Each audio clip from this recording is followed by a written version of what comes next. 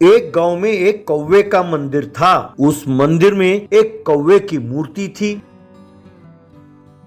गांव वालों का ये मानना था कि अगर उस कौवे के मूर्ति के सामने कोई भी मन्नत मांगी जाए तो उनकी मुरादें जरूर पूरी होती हैं, और जिनकी मुरादें पूरी हों वो दोबारा मंदिर आते और उस मूर्ति के सामने नारियल फोड़ते, और मंदिर में कौवों को खिलाने की उनकी रीति थी। उस गांव में शुभम नाम का एक व्यक्ति रहता था। उसके परिवार वाले भी कौवे के भक्त थे। उसके परिवार के सदस्य मंदिर जाकर कौवे को प्रणाम करते थे तो शुभम को बहुत गुस्सा आता था, क्योंकि उसके कौवे के साथ बनती नहीं थी। धत, ये क्या, मेरे परिवार वाले और ये सब गांव वाले कौवे की पूजा करते हैं, मुझे बिल्कुल पसंद नहीं है। अरे मैं मंदिर आना ही नहीं चाहता, जबरदस्ती मुझे खींच कर ले आते हैं। यूं सोचता था। वो एक पकौड़ियों का ठेला चलाता था। वो अपने ठेले में पनीर ब्रेड पकौड़ा बनाकर बेचता था, क्योंकि वो बहुत स्वादिष्ट होता था। लोग ज्यादा मात्रा में आकर खाते थे। एक दिन वो घर के बाहर बैठकर अपने मोबाइल में गाने सुन रहा था। तभी घर के बाहर पेड़ पर बैठा एक कौवा जोर जोर से चिल्ला रहा था। उसे बहुत गुस्सा आया। उसने कहा, उड़ो यहाँ से, भागो। लेकिन वो कौवा फिर से चिल्लाने लगा।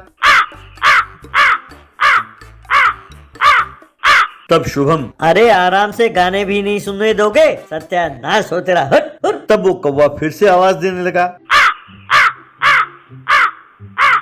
तब शुभम ने एक पत्थर उठाया और कौवे की ओर फेंका। वो पत्थर जाकर कौवे को लगा और जोर से चोट लगने की वजह से कौवा जमीन पर गिर गया और छटपटाने लगा। तब शुभम, अच्छा हुआ, चलो अब तो चैन मिलेगा, कम से कम अब परेशान तो नहीं करोगे। यूं कहा। कुछ देर बाद वो कौवा अपने आप को संभाला और धीरे से उड़ गया।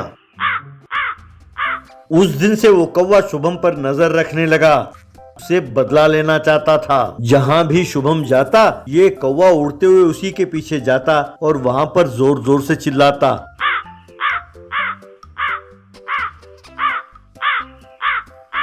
शुभम ये सह नहीं पाता और अपने कान बंद कर लेता।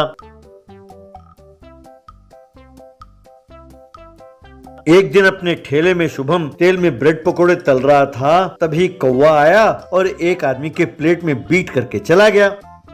उस आदमी ने उस प्लेट को फेंक दिया। फिर पर कौवे की ओर देखकर कौवे को प्रणाम करके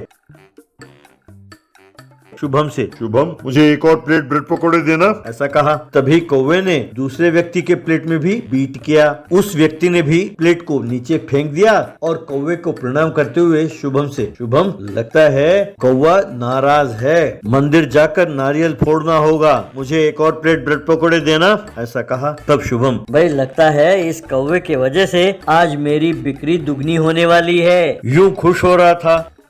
तभी कौवा आया, पकौड़ी के लिए बनाए हुए बैटर के ऊपर बीट करके चला गया। ये देखकर शुभम परेशान हो गया। ये देखकर एक आदमी, अरे शुभम, कौवे ने घोल में बीट कर दिया है, अब तुम पकौड़ी कैसे बनाओगे? तब शुभम, अरे अपना कौवा माता है ना, बीट निकाल कर पकौड़ी बनाएंगे, इसमें क्या है, ऐसा कहा। तब एक आदमी, हमारा दिमाग खराब है, अरे कौवे के बीट वाले पकोड़े हम खाएंगे हैं? तब शुभम, और जब तुम्हारे प्लेट में कौवे ने बीट किया तो उस प्लेट को फेंक कर एक और प्लेट मांगा था ना। तब वो व्यक्ति, अरे उसने मेरे प्लेट में बीट किया तो मैंने प्लेट फेंका और एक और प्लेट ऑर्डर किया। अरे ठीक है, कौवा माता है, इसका मतलब ये थोड़ी कि कौवे के बीट वाले पकोड़े हम खाएंगे। चलो भाई चलो, यहाँ से चलते हैं, कहकर सब वहाँ से चले गए। इस तरह उस दिन शुभम का धंधा एकदम ठप पड़ गया।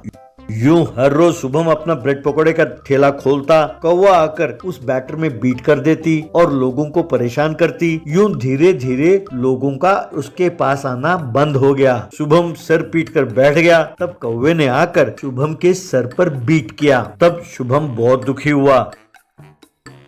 घर आकर उसने अपने घर वालों को सारी बात बताई। तब उसकी माँ ने कहा, क्या बेटा, तुमने कौवे को मारा? ये तुमने बहुत बड़ा पाप कर दिया बेटा। चलो कल ही मंदिर जाकर नारियल फोड़ते हैं। कहकर अगले दिन वो शुभम को मंदिर ले गए। शुभम ने वहाँ कौवे के मूर्ति के सामने प्रार्थना की और नारियल फोड़ा। अगले दिन से कौवे ने शुभम को परेशान करना बंद कर दिया। शुभम का धंधा फिर से चलने लगा। शुभम और उसके परिवार वाले बहुत खुश थे।